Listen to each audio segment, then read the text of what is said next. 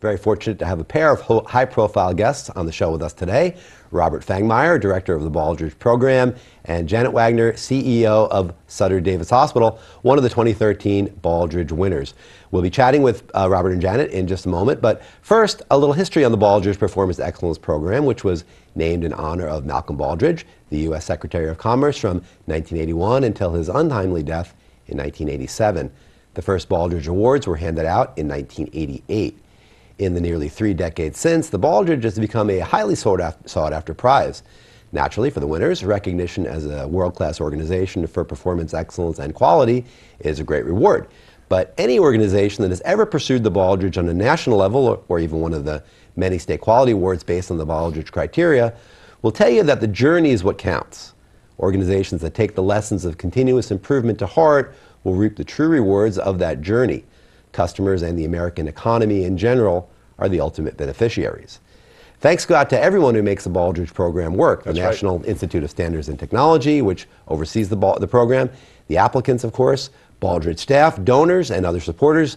Often forgotten, however, are the Baldrige examiners. You know, those professionals, industry professionals who dedicate their time, their energy, and their expertise to examining applications, going on site visits, and generally making sure that great organizations are rewarded for their efforts. And by the way, if you think you have what it takes to be a Baldrige examiner, just click on the link right below this video screen and you can find out more about preparation courses and other training opportunities that are available to prospective examiners. And before I let you introduce Bob, Robert, and Janet, by the way, I want to remind everyone out there, this is going to be a very free-flowing conversation, and you have an opportunity to chat with 2 very high-profile guests. Please write us at QDL@qualitydigest.com if you have any questions about the Baldrige process or the Baldrige journey, and we'll get your questions over to Robert and Janet in real time. That's right. Well, thanks, Mike.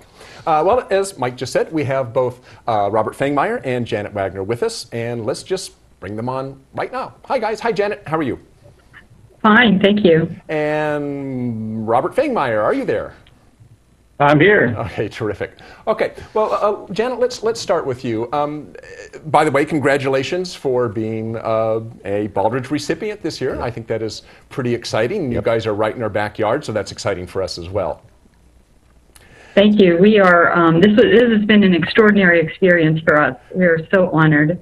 Yeah, it's very exciting. Well, let me ask you. There seems, what we've seen in the last few years, actually since Baldrige became available for healthcare organizations, is that there seems to be a lot of interest from healthcare organizations in the Baldrige. Why do you think that is? Why were you guys interested in it, Sutter Davis Hospital? Well, one of the reasons I believe this is true is because Baldrige offers a framework that leads to sustained results and actually a sustainable organization. And healthcare right now is in the news every day, and our results are being looked at, and consumers are getting smarter. So this framework actually offers a lot to a leadership team in terms of being successful and competitive. And when you say framework, just elaborate on that a little bit more. Well, the Baldrige criteria offers questions and in a framework format that allows leadership teams to self-assess their organization. And so it's very specific, and it leads to a path of focus for a leadership team. And that has served us extremely well at Sutter Davis Hospital in keeping us on track, focused, and getting results. And Bob, why do you think there's been so much interest in healthcare, Baldrige and healthcare? I mean, I have noticed that over the last few years, there's almost always a healthcare winner in the Baldrige. That's right. I think one of the reasons that we've seen is that the criteria help organizations, healthcare organizations in particular, accomplish 3 things that they're always trying to do. And sometimes these are conflicting goals, and that is to improve safety, improve healthcare outcomes, while also reducing costs. And it's the application of our framework that lets organizations manage themselves from a systems perspective rather than perhaps sub-optimizing these areas. And so hospitals in particular have seen a lot of improvement in their outcomes, and I think that's part of what's driving the interest. And maybe a little bit more specifically, why is Baldrige necessarily a good fit for healthcare? I mean, I guess what I'm trying to get at is, was there a difference in applying Baldrige to healthcare as applying it to, you know, small manufacturing or that sort of thing? Is there a natural tie-in for the Baldrige into healthcare? I would say that I think organizations that have a strong sense of purpose and mission tend to do better. They're more attracted to Baldrige. The framework and the processes of Baldrige help an organization stay focused, as Janet said, and really achieve their goals and their mission. And when you have that strong focus and a strong sense of purpose, Baldrige really does fit well within the organization's efforts. And I'm going to ask Janet this question too in a second, but when we think of a part of the Baldrige criteria is looking at results. So when you're looking at, when the examiners are going out there and looking at results from within a healthcare setting, what specifically are they looking for? Are you asking? Let me put that to Bob first, and then we'll come back to you, Janet. So one of the things that the Baldrige does is it asks organizations, what are important to you? And so for healthcare organizations, there are a lot of outcomes that are publicly available. And certainly those are metrics that the examiner team will be looking at. But there are other things that a particular organization may be focused on. And so the examiners will spend plenty of time looking at the things that organizations say matter to them and see how they're performing and determine whether or not the processes that they're using are enabling them to achieve the results that they're after. And Janet, from your perspective, when a Baldrige examiner came in, or when you were preparing for the Baldrige Award, what were you focusing on in terms of what you wanted to look at in terms of results, and what you wanted the examiners to look at in terms of results for Sutter Davis Hospital? For us, it was sustained results over time, and that was one of the attractive things about the Baldrige journey, was receiving the feedback year over year. We learned very quickly how to improve results, how to course correct, and then how to sustain results. And for me, as a leader, I would say that's probably one of the most important things, is to be able to sustain results year over year and actually improve them. That framework, along with the site visits and the feedback, really focuses you on narrowing down to being able to prioritize those things, those behaviors, those systems, those processes that lead to consistent results. So for us, it was a very good fit, and actually energized us to do better. And when you say results, can you be a little bit more specific when you say results? Sure. When I look at results, I look at results in 5 pillars. So I like to ensure that my management team is balanced and gets results in all 5 areas. So whether it's finance and affordability, whether it's quality outcomes or service outcomes or satisfaction for our workforce, physicians, every one of those areas, no matter what you look at now in my organization, we have learned to get results and sustain those results. Now, everyone's not 100% all of the time. So as part of the learning, as we've been along this Baldrige journey, we've learned to course correct rapidly. And that was probably one of the most beneficial parts of the journey, was really having our management team feel comfortable and transparent about getting results, discussing results, and then having the examiners come in and validate that in fact, we were on the right track. Robert, I have one for you, and this is, Janet actually just touched on this beautifully. I think the idea that leaders really need to drive this process, and I think that leaders and organizations always think that they're doing a good job, obviously, of managing their organization, but what is it about the Baldrige criteria and the Baldrige program that really helps leaders see maybe beyond what they're already seeing in their natural day-to-day activities that really helps the organization improve? Oftentimes, leaders have blind spots that they just don't realize that they're not paying enough attention to. And that's one of the things that the criteria does for organizations. It helps ensure that you are paying attention to all those things that are going to help ensure that you're sustainable, help ensure that you can achieve outstanding results. And as Janet mentioned, having your leadership team review the criteria questions, really can open your eyes, even at that level. As a basic, very simple self-assessment, you review the questions. Can you answer those questions? And oftentimes it's the questions themselves that help you realize, gee, you know, we're really not paying much attention to this area, and maybe we need to be paying more attention to it. So the leaders have to really own the process, in a sense, if they really want to understand where they need to improve. It's important that they take that leadership role. And actually, let me follow up on that a little bit with Janet. I believe when we interviewed you a month or so ago, you had mentioned one of the things that you did is you sent I think some of your management team for Baldrige examiner training. What kind of insights did that give them to be able to come back from that training and then, I guess, apply it within your organization? Yes, we did. That was another breakthrough that we had, and that was taking advantage at the state level, sending our managers through examiner training. So they have the opportunity to see things from a different vantage point, a different angle. Sometimes when you're inside an organization being reviewed, you can only see it from your side of the table. When we sent them through examiner training, they had to step back and look at the criteria from a completely different viewpoint. And that, I think, was insightful, gave them a different skill set, and more opportunity for us to take a different look at our own organization without being defensive, but just being objective. Is there something you can point to that maybe was an aha moment when your managers came back and applied some of this training that they'd gotten? Was there something that they discovered that maybe they wouldn't have discovered before, that maybe had little light bulbs going off?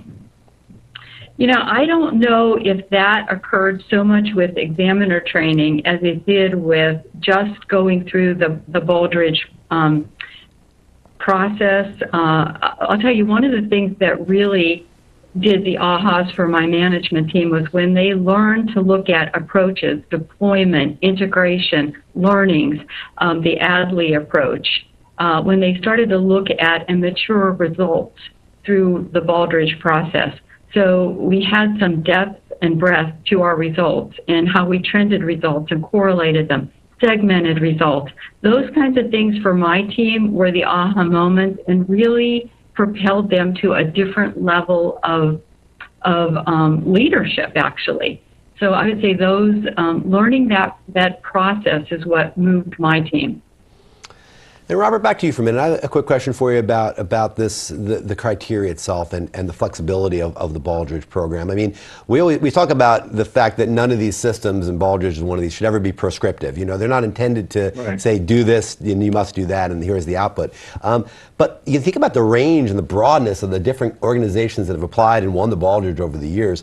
There must be an idea that yes, there's a certain formula that goes into this, but that the program is flexible enough to encompass all of the different inputs and outputs that different organizations could have. So how does an organization like Janet's come to the program and do it in a way that fits their culture and gets all the benefits out of it?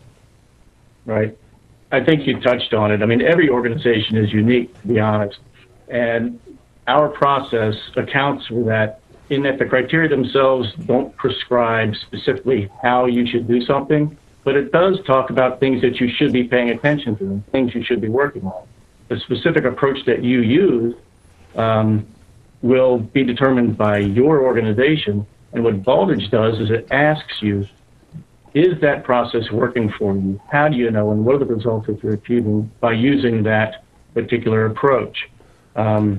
Specifically within the assessment process, there's something we call the organizational profile. It's really the first few pages of the criteria booklet, and it sets the context for the examiners and for the organization that then is used to really tie all the criteria requirements to that specific organization. It asks you about your mission, it asks you about your vision, your goals, strategic challenges, etc.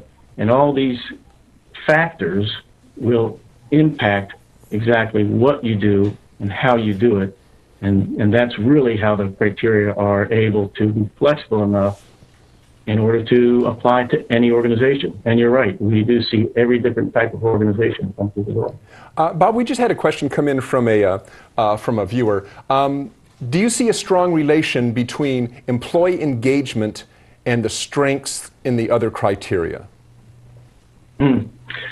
Certainly there are linkages between employee engagement and, say, your outcomes, the results that you achieve. There's strong linkage between what you do in terms of your operational processes and employee engagement. If you don't have engaged employees, your operational processes probably won't be as effective as they would otherwise be.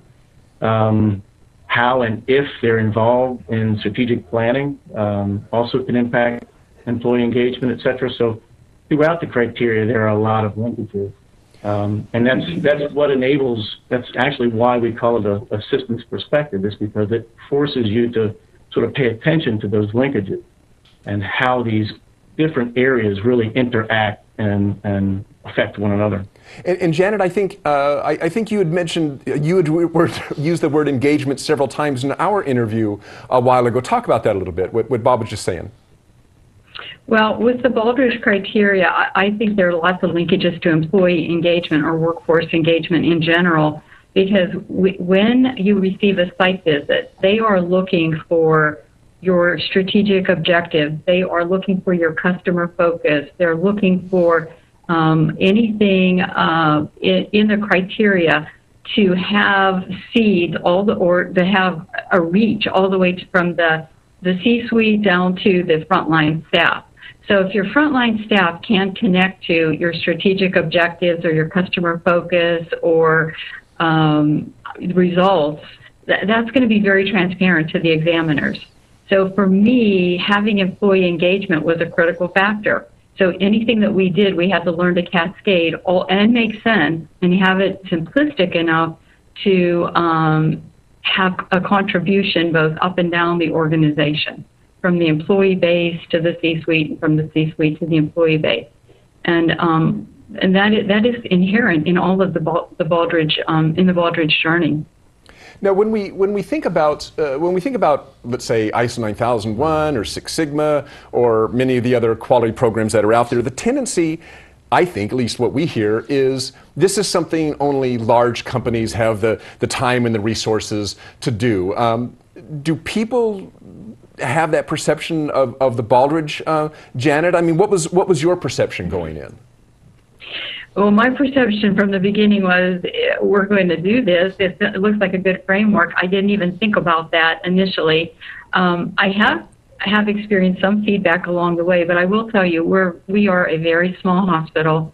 We've been on the journey for 7 or 8 years, and we used all of our internal team. I didn't hire anybody or add resources.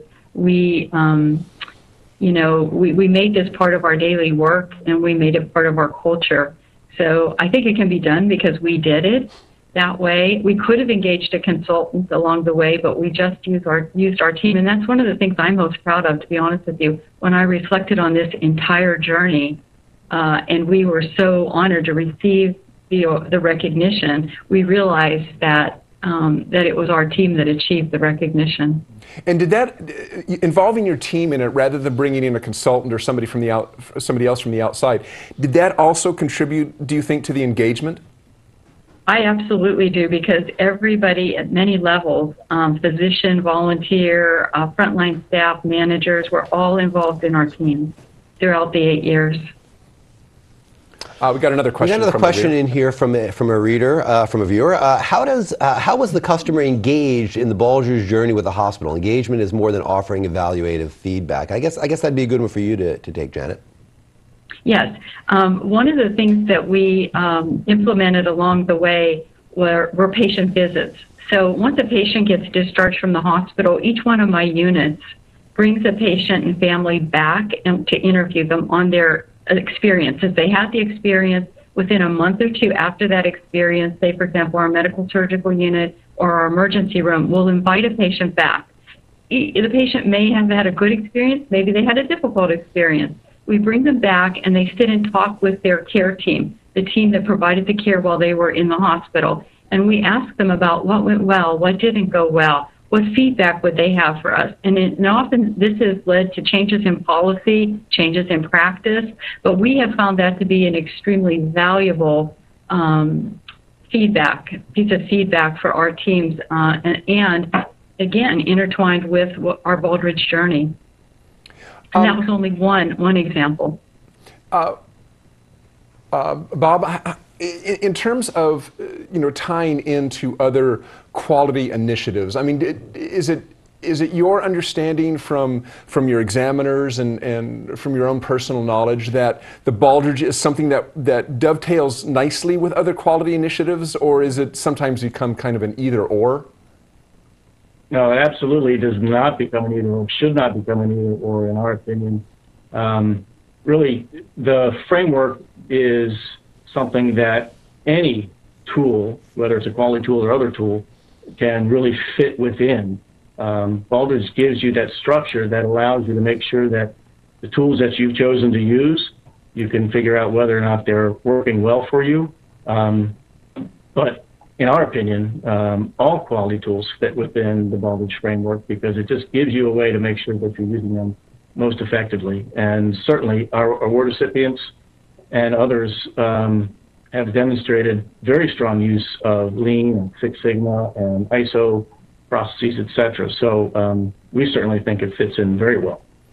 I want you to talk a little bit, Bob, about the what do you call it? The Baldrige Collaborative Assessment, where kind of the long and short of it is a company basically can pay to get an Baldrige audit, a Baldrige audit. Do I have that right?